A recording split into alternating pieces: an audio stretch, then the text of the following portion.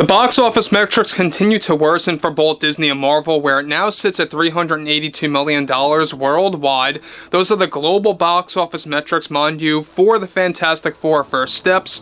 And a lot of this, by the way, was driven not just by Pedro Pascal and his political talking points, but also by the fact that this was just an okay movie. It was a mid-movie, as many are calling it at this point. It's just a popcorn flick. It's nothing great. It's nothing superior. It's nothing, on tier when it comes to Avengers Endgame, for example.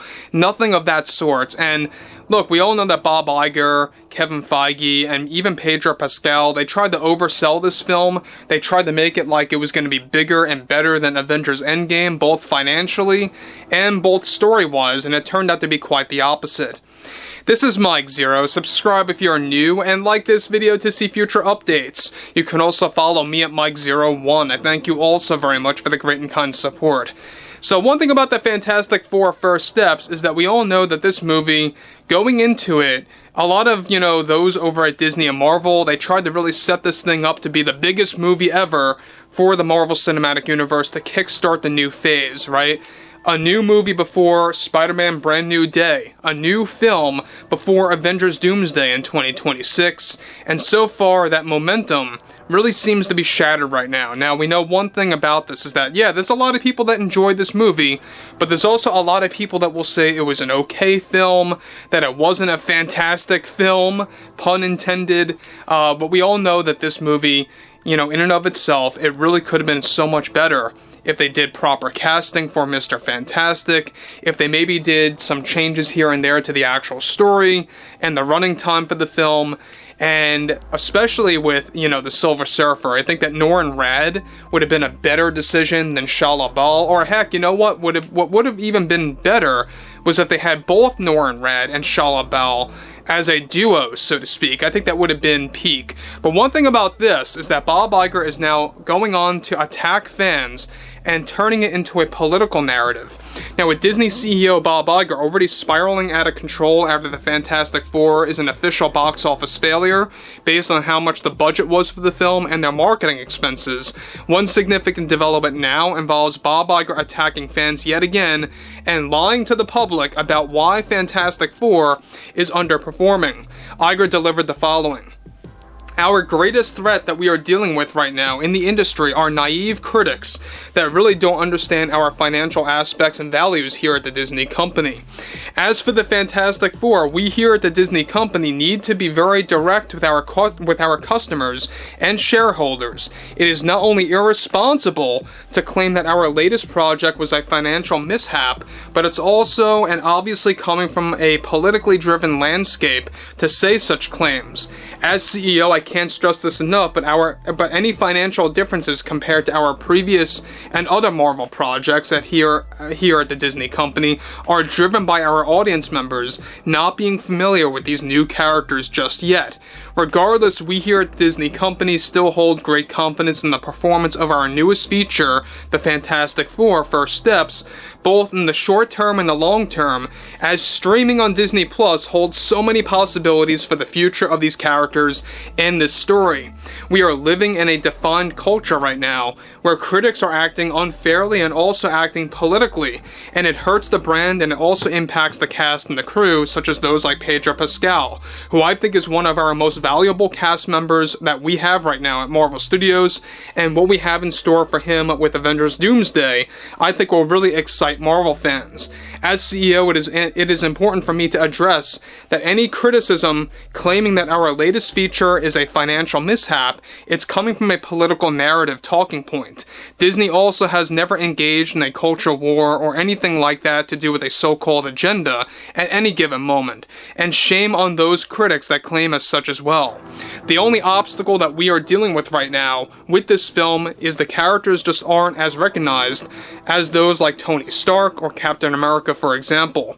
These are characters that need to grow over time, which is why perhaps our financial performance just did not hit quite as well as Avengers Endgame, which was disappointing to us for sure at the Disney Company, but in no way, shape, or form is this a financial disappointment for us here at the Disney and Marvel, of course, studios. I think it's time for the critics to put their politics aside, because it only prevents audience members from enjoying the film or holding doubts about seeing our latest feature. Now guys, before I move on about what Bob Iger's spewing here, let me just say one thing about that. It has nothing to do with politics. It really has nothing to do with whoever leans right or whoever leans left when it comes to critics being very open about their thoughts about this film.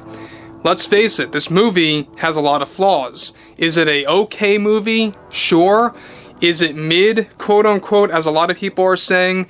It could very well be in parts. Yes, it really is. Now, this is not a great film. It's not a fantastic movie that is a must-see film, perhaps. But one thing for sure is that they did oversell this movie, and that was a big mistake on their end. The other mistake that they did make was really, letting Pedro Pascal going off the leash, going on to these political rants about Trump supporters, about MAGA, and even going as far to say things like, Trump and Trump supporters are to blame as to why this movie's failing at the box office. Yet at the same exact time, he was the very sole individual to say, if you're a Trump supporter, I don't want your business with Fantastic Four. So, look, Bob Iger and Pedro Pascal, they have nobody else to blame but for themselves at the end of the day. Let's just say it, right now. That's really what it comes down to. However, Bob Iger continues to conclude, and that is our greatest threat right now that we are dealing with in the industry. Many like to claim there is Marvel fatigue, or fatigue with the superhero genre. Again, this is coming from a politically driven place that only puts us in a tangled position, where we here, of course, are only to focus on entertainment only, and it's what Disney has always done for decades. Well, that's a big complete lie, alright? We all know that they never focused on entertainment, especially from 2017, especially to 2024, and even in parts of this year.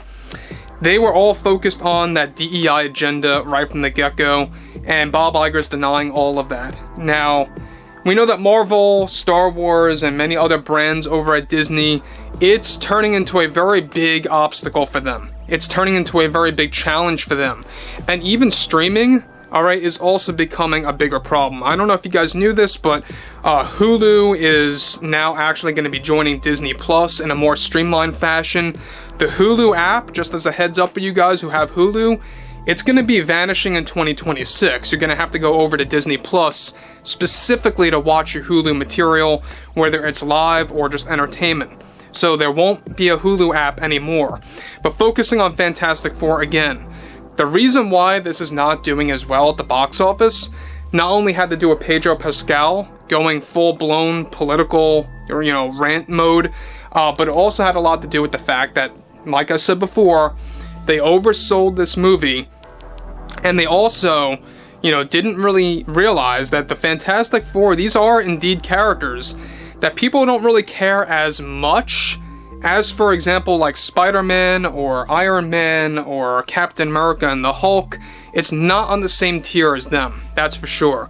But overall, I would like to hear what you all have to say about this below in the comments, and if you guys did enjoy the content for today, make sure to drop a thumbs up on this video to support the channel, and I will catch you guys later.